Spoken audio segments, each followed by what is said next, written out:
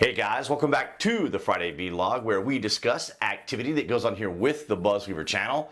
That includes things like current events, headlines that are in the news, pop culture, social media, technology, and items of interest that come up during the week that allow us to have a little bit of a dialogue. I want to welcome all of you guys from New Tech and of course all of you here on YouTube for your guys' continued support.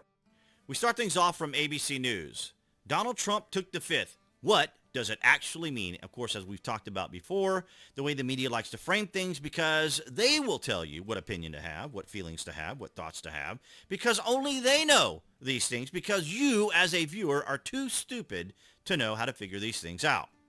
Former President Donald Trump showed up Wednesday for questioning under oath in New York City's civil investigation into his business practices, but he quickly made clear he wouldn't be answering. The ex-president issued a statement saying he had done nothing wrong, but was invoking the Fifth Amendment's protection against self-incrimination. It's a constitutional right that gets high-profile exposure in settings from Congress to TV crime shows.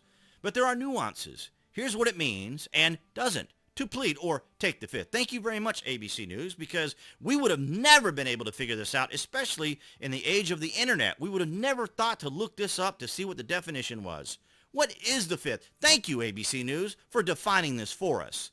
The Fifth Amendment to the U.S. Constitution establishes a number of rights related to legal proceedings, including that no one shall be compelled in any criminal case to be a witness against himself. So you can see the condescension here. And we talked about this in the Kyle Rittenhouse case, for example, as many people were asking, why would Kyle go up and be a witness or want to take the stand? Because, of course, cross-examination, the attorneys are going to give him a very difficult time and are going to try to weave him into saying certain things or misremembering things or saying things that they can exploit. And that's why President Trump pled the fifth. Now, you might be wondering, why did I highlight ex-president? Well, again, this is all part of the language. This is all part of the condescension. This is all part of, because ex has kind of a negative connotation to it, right? Like ex-wife, ex-husband, ex-boyfriend, ex-girlfriend. And I just want to show you something. I just want to illustrate something to you real quickly here. For ABC News, breaking, former President Barack Obama, what? Former, not ex? Not ex-president? NBC News, former President Barack Obama, what? Not, why is he not an ex-president? CBS News, former President Barack Obama, he's not an ex-president? That's really kind of strange. Another article on ABC News, Barack tests positive for COVID-19. Former president. Well, he's not an ex-president? That's really odd, is it not? Of course, obviously, you get my sarcasm and cynicism there. It's absolutely ridiculous, but I just wanted to illustrate that to you guys. Now, what's even more interesting and why the fifth is so important, and what I've been hearing from individuals out there talking about this topic on news and articles, is that the FBI instructed Trump to lock a particular room that the FBI then broke into to then break into his safe to be able to get information. So Newsweek here, in their own condescension and framing here, says, Trump suggesting FBI planted evidence confirms his guilt. Really? Newsweek, you're making a claim here that President Trump is guilty? Former President Donald Trump has continued to lash out at the FBI for Monday's Mar-a-Lago raid, even suggesting that the federal law enforcement office may have been planting evidence while conducting their search of his Florida residence. Now think about this. In the United States, we have due process. That is, you are innocent until proven guilty. But as we will see here, I will show you the number of lawsuits that have been put on Donald Trump going all the way back to 1973, and the man has never been indicted. You would think that after all these years, 40-something years, that they would have something on him. But they still presume and work from a position that the man is guilty. The FBI and others from the federal government would not let anyone, including my lawyers, be anywhere near the areas that were rummaged and otherwise looked at during the raid on Mar-a-Lago, Trump wrote on Truth Social. Everyone was asked to leave the premises. They wanted to be left alone without any witnesses to see what they were doing, taking, or hopefully not planting. So another thing I heard too is that they were instructed to turn off the surveillance cameras within the home and or around it as well. But legal experts argue that such claims would only further investigators' speculations of guilt. See, they just want this man to be guilty.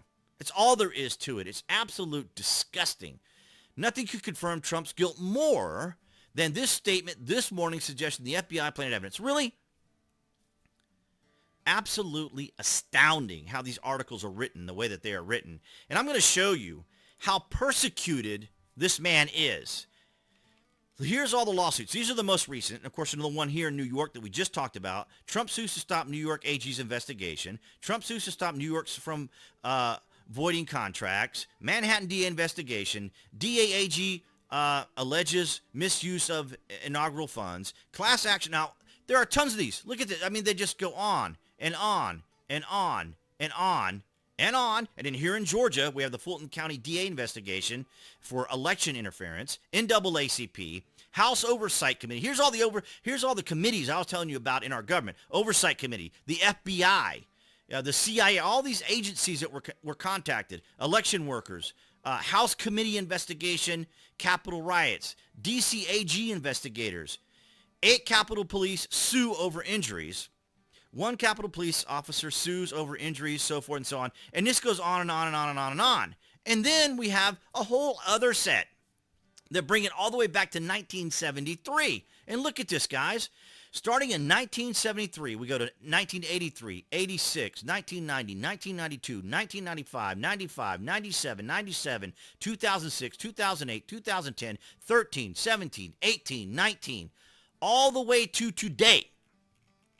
2022, the most persecuted individual or high-profile individual that I'm aware of. Even mobsters aren't this investigated, aren't not to this level. The nth degree. It is absolutely ridiculous, the extent that they're going through to pursue Donald Trump. And, of course, the pursuit is to ensure that he cannot run in the 2024 election, as we talked about on Wednesday. If you haven't seen that video, go back and check that out, because I give you a tweet from an attorney that was saying, one of the statutes there that would prohibit President Trump from running if, in fact, he had classified information, damaged classified information, mutilated information, or just, other words, had, obviously classified information. But as I also outlined, presidents also like to have in their libraries or their museums and things that they, obviously they have museums and so forth after they leave office and so forth and so on. So these are the sorts of things that he would have. His attorney has already said that, he was cooperating with them and that this was kind of a sudden thing, and we're learning more and more about how ridiculous and pathetic this all was. But that's what I have for you guys this Friday.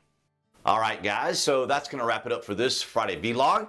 Thank you for the likes, the shares, and the comments. Below this video, you can find the various social media links that I belong to, where you can see my daily post, as well as the Amazon link. If you guys are Prime members or order frequently from Amazon, you guys can use that link, go to the landing page, and search for what you're looking for. And of course, it helps out the channel here in 2022. Thank you for the likes, the shares, for those on New Tech, as well as here on YouTube, and appearing right there on the screen for all of you watching on YouTube. That would be the channel icon. You can click on that to subscribe, as well as to select notifications. That way you know when there's content here on the channel. And I'll see all you guys right there behind that camera next week.